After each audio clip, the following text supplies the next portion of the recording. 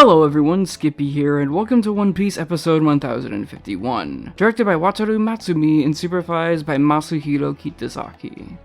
Those who are familiar with the We Are One shorts from mid-2021 will know Wataru's name well, as he directed every single one of the reanimated or just in general animated portions of those videos, and storyboarded the good majority of them outside of Ishizuka's and Soti's obviously. And that same talent that was on display there in his World Trigger Season 2 and 3 episodes and in the climax battle for Film Red is on full display in what we can see of 1051. With an eye for compositions, lighting, and just general colors and ideas that go a long way in making an episode feel appropriately massive, with the correct amount of Sakuga heavy animation to boot for it being all over the preview. When even the heavy shading and thick line weight of Masahiro Kitazaki will be dressing it all as well as the episode's animation supervisor, 1051 is looking like one for the history books. So will episode 1051 make One Piece fans remember the name Wataru Matsumi? Let's get ready to find out.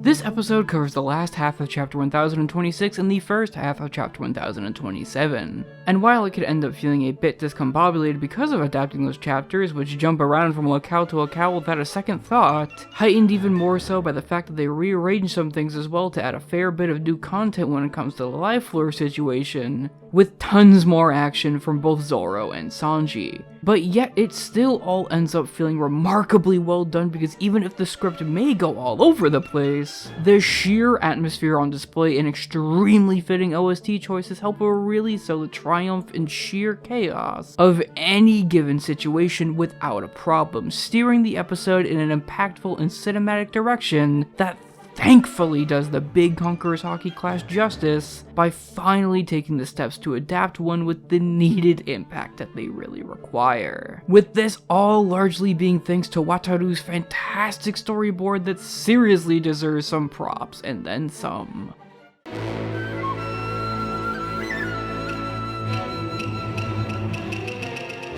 Wataru is obviously one of Toei's brightest young talents, and that's something that's so plainly evident all throughout his storyboard here. With super well done compositions all throughout, once again enforcing that grand and cinematic feeling that the episode goes for, by amping up the scale at every given opportunity and just peppering the episode with idea after idea that always feel cohesive and important to the episode's content, whether it be Yamato being absolutely shocked at how Luffy and Kaido's clash is similar to Roger and Whitebeard's from Oden's journal, as said logbook unfolds to a gorgeous inky interpretation of the latter, or the beautiful scene of Momonosuke grabbing onto his fire clouds as he remembers Kinemon's resolve that's composited in such a unique and different way that it stands out and telegraphs how important the moment really is for Momonosuke's character, especially given the plot developments that are yet to come. Slap all that together with constant and gorgeous usage of room lighting that makes every scene feel lived in and alive, complementing the always stellar art direction. With rotations and the light galore, Wataru shows that when put next to the likes of Ishitani and Tanaka, that he's not one to be forgotten about, and how even in a sea of other young directors on the series and in the studio as a whole, he's able to stand out with his unique style rather than just blatantly chasing Ishitani or someone else.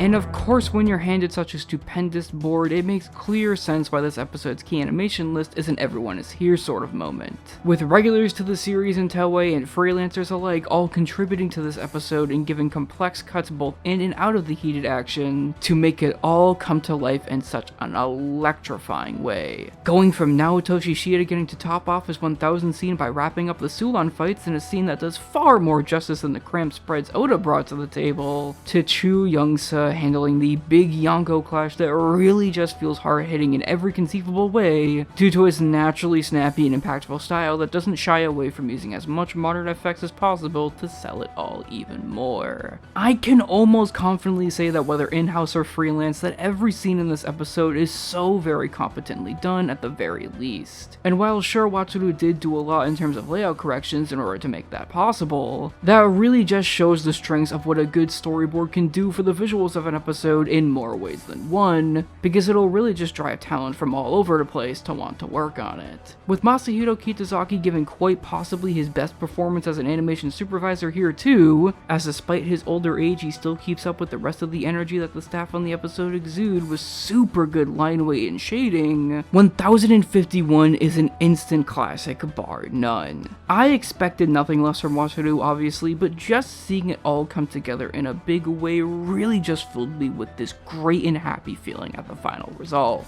And I can't thank him and the staff aboard this episode enough for their dedication to making something spectacular. And I hope this won't be the last that we'll see of the director himself. Next week surely is a bit of a step back, as Tasuku Shimaya's direction for 1052 obviously doesn't look nearly as strong, but there's a few little awesome bits of animation in the preview, mainly with Zoro and King, that pique my interest, and make me wonder just what else the episode could potentially be hiding on that front. Anyways guys, that's it for now. I'm Skippy, and we're how far into 2023 and we already have an episode of the year?